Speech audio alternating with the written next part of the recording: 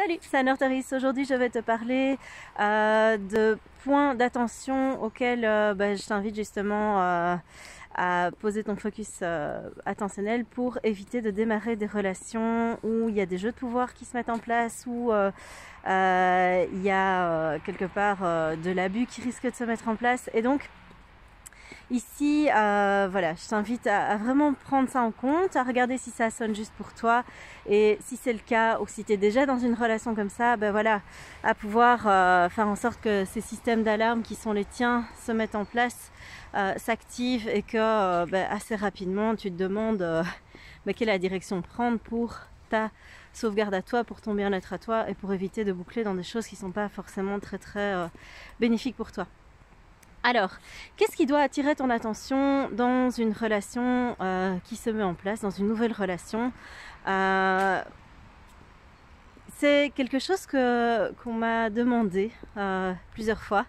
Il y a des personnes qui ont été victimes de trahison, d'abus, de confiance, qui se sont dit mais voilà, je comprends pas, moi cette personne elle me paraissait mais tellement nickel, tellement impeccable, ça se passait mais tellement bien le début de notre relation, et pouf, d'un coup la personne a changé, je comprends pas ce qui se passe, je sais pas si c'est moi qui suis à l'origine de ça, je sais pas si...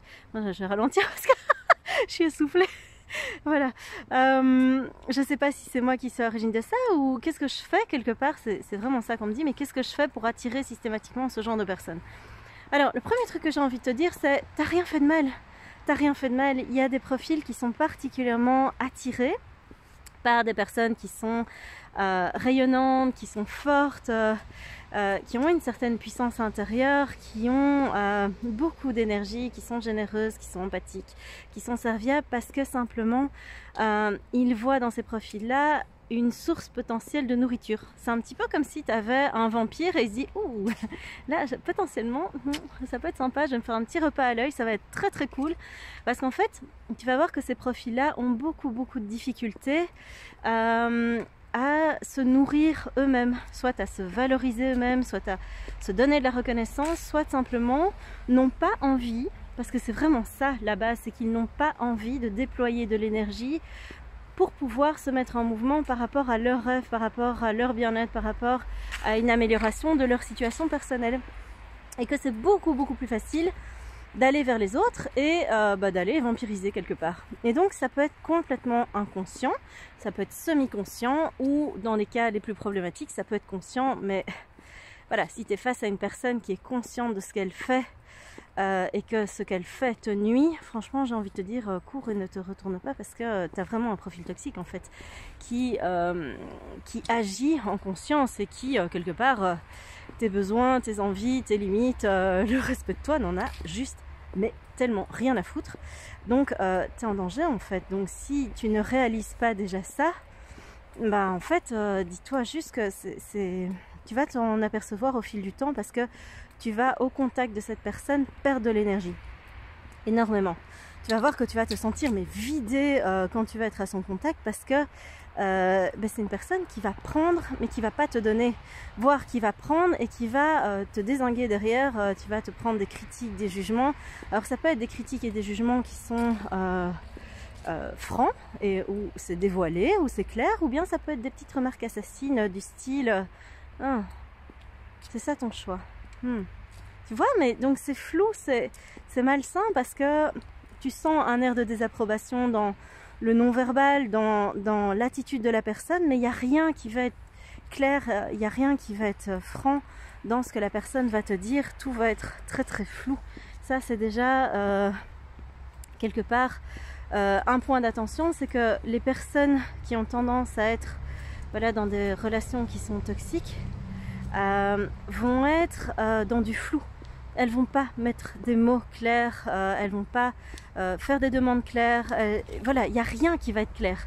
Tu vas toujours avoir une sensation de malaise, une sensation de trucs désagréables, une sensation de désapprobation, de non-dit, de jugement, de malaise, mais tu ne vas pas savoir pourquoi, tu ne vas pas savoir mettre des mots dessus. Alors ça c'est déjà une première chose. La deuxième chose où tu peux te dire il y a un souci là, c'est que certains de ces profils ont tendance à être énormément dans la flatterie. C'est-à-dire que la personne va repérer chez toi, parce que si la personne peut, quelque part, si tu retombes systématiquement dans ce genre de relation, dis-toi que chez toi il y a une fragilité. Il y a une blessure, que ce soit la blessure de rejet, la blessure d'abandon, qui fait que tu es attiré quelque part par ces profils-là, simplement parce que ces profils viennent te montrer quelque chose d'une fragilité qu'il est peut-être temps de regarder et de commencer tout doucement à travailler. Alors dans le programme que je propose, on travaille les blessures, on travaille le fait de se valoriser, tout ça je t'aide à le faire pour justement ne plus reboucler dans des schémas répétitifs, c'est horriblement douloureux. Et tu vas voir donc que c'est des personnes qui vont utiliser cette faille-là, qui est généralement une faille de je ne m'aime pas, ou je ne m'aime pas en entier, je ne m'accepte pas, je crois pas en moi, j'ai pas l'impression d'avoir de la valeur, j'ai pas l'impression d'être une bonne personne, etc. Et donc ces personnes vont arriver avec de la flatterie. Qu'est-ce que j'entends par la flatterie? Ça veut dire qu'elles vont te mettre en avant. Mais tu vas avoir l'impression avec ce genre de profil que la mise en avant, c'est vraiment too much. Il y a un truc qui est... c'est trop.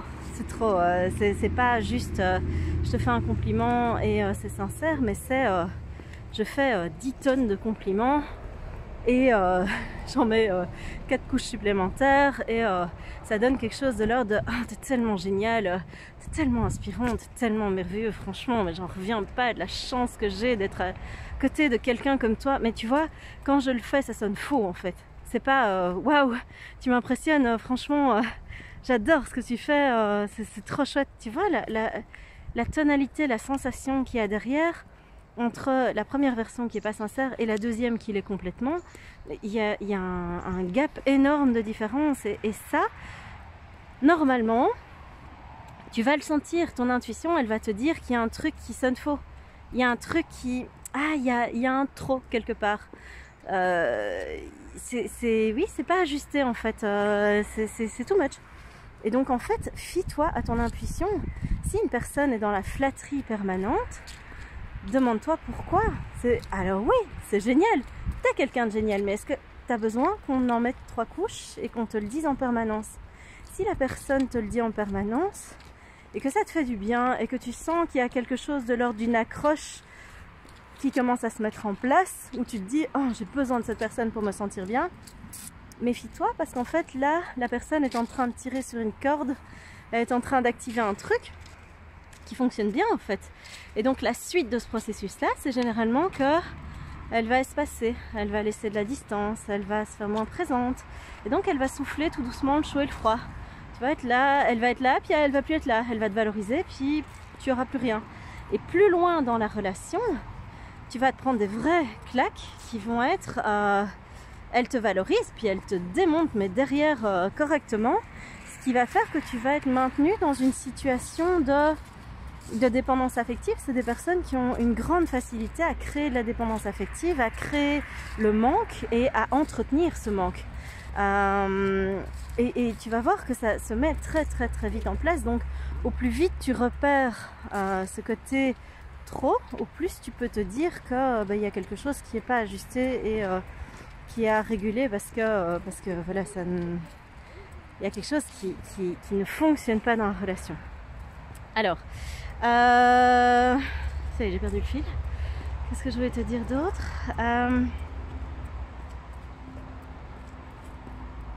Ça va revenir. Mince, quand je canalise comme ça à vide, parfois il suffit qu'il y ait un distracteur et hop, ça part. Oui, tu vas voir que dans ce genre de relation, assez rapidement, tu vas te rendre compte que la personne est dans les jeux de pouvoir. Donc si tu connais pas les jeux de pouvoir, je t'invite à aller voir les jeux de pouvoir, en particulier celui de la victime et du sauveur. Donc soit la personne va utiliser de la flatterie et donc là elle va être dans le sauvetage quelque part, elle va sauver ton estime de toi, elle va renforcer, elle va être doux, gentil, attentionné, tout ce que tu veux, etc. Et puis elle va osciller avec des moments où elle va être en position de victime. La position de victime, c'est j'y arriverai pas toute seule, sans toi je suis rien, si tu m'abandonnes ou si tu me laisses, je vais pas m'en sortir, tu peux pas faire ça, ou bien va jouer une autre comment dire, carte du jeu de rôle de la victime qui est ben, en fait je comprends que t'aies pas envie de rester avec moi parce que voilà, personne ne veut rester avec moi, quelqu'un comme moi ça mérite pas quelqu'un comme toi, tu vois, ce genre de truc tu te dis mais quoi, mais non non. Et en fait ça c'est un jeu de pouvoir, donc la personne elle va t'embarquer dans les jeux de pouvoir, elle va jouer avec ça et elle va appuyer sur la corde de la culpabilité ou venir attiser chez toi cette envie de sauver l'autre, cette envie d'être gentil et d'être empathique, parce que ça fait partie de tes caractéristiques de base. Et si tu es à tendance zèbre, hypersensible, doué, HP, etc., ben, ça va être exacerbé chez toi, ce genre de caractéristiques, et donc ça va être assez facile pour la personne de le repérer et puis de venir appuyer dessus. Donc ça c'est vraiment des caractéristiques où tu peux te dire ah là si je vois que la personne est en train de basculer là-dedans, en fait dis-toi juste, pose-toi en observateur et dis-toi juste qu'elle est dans les jeux de pouvoir. Si elle est dans les jeux de pouvoir, il n'y a pas de raison qu'elle ne l'utilise pas par la suite dans votre relation. Une relation saine, c'est ok, tu veux pas être avec moi, écoute c'est chaud parce que moi j'adorerais partager quelque chose avec toi, mais si t'as pas envie, ben voilà, je te force pas en fait. Parce qu'en fait, quand on aime quelqu'un, on force pas. Quand on a vraiment envie d'être avec quelqu'un et que l'autre n'a pas envie, ben t'as pas envie d'être à côté de quelqu'un que tu vas devoir supplier, que tu vas devoir convaincre, que tu vas devoir traîner, pousser pour que en fait il ait envie d'être avec toi. T'as pas envie de ça. Si t'as un peu d'estime de toi, un peu de valeur de toi, en fait tu laisses partir l'autre. Et si tu l'aimes, tu le laisses partir parce que c'est son choix en fait. Ça fait partie de sa liberté. Et donc les personnes qui s'accrochent, qui s'attachent, qui font du chantage affectif pour que tu restes, bah, dis-toi qu'il y a quelque chose qui est vraiment pas sain. C'est pas pour toi qu'elles font ça, c'est pour elles. C'est parce qu'elles attendent quelque chose de toi. Elles ont un bénéfice à rester avec toi. Et ce bénéfice-là, elles n'ont pas envie de le lâcher. Elles n'ont pas envie de faire un effort pour y rêver seules. Ou bien la situation à laquelle tu es mise, par exemple, je sais pas s'il y a un bénéfice matériel, financier ou autre, bah, elles vont rester avec toi pour le matériel ou le financier. Parce qu'en fait, partir, bah, ça va être super inconfortable. Donc pourquoi elles partiraient? C'est pas pour toi ni pour la relation qu'elles restent, c'est pour ce bénéfice-là. Donc sois vraiment super clair avec toi. Et je sais à quel point ça peut être douloureux de te rendre compte de ça et de réaliser ça et d'ouvrir les yeux et de le voir. Parce que tu vas être dans l'espoir et dans l'idée que non, c'est pas possible, on peut pas te faire un truc pareil, c'est vraiment pas cool. Et probablement que ta conception des choses est très éloignée de ce genre de fonctionnement. Mais si tu ne regardes pas les choses en face, tu risques de te faire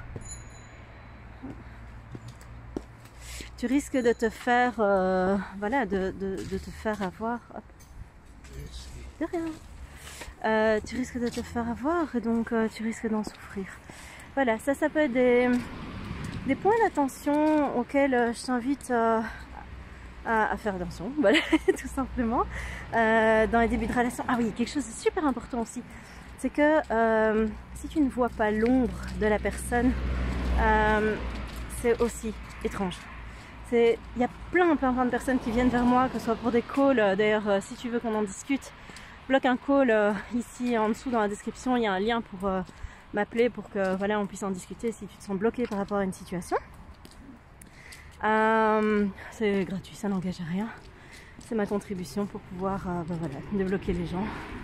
Mais si tu ne vois pas dans une relation qui débute l'ombre de la personne, c'est-à-dire où sont ses défauts, si tu vois que la personne c'est tellement génial, c'est tellement facile, c'est tellement passionnel, c'est tellement cette personne est incroyable, elle est tout ce que j'avais toujours voulu, où est l'ombre? Un être humain a toujours une part d'ombre et une part de lumière. Où est l'ombre? Si tu ne vois pas l'ombre, il y a un souci, il y a un problème. Alors si ça fait 3 jours, je dis pas. Si ça fait 3 semaines, c'est étrange. Si ça fait 3 mois, c'est complètement anormal. Tu dois voir apparaître l'ombre de la personne tôt ou tard. Tu dois voir apparaître des choses qui te déplaisent chez elle, des choses qui te qui frottent, des choses où tu dis ça m'ennuie, ça n'empêche rien en fait d'aimer la personne et d'avancer avec elle et de construire quelque chose.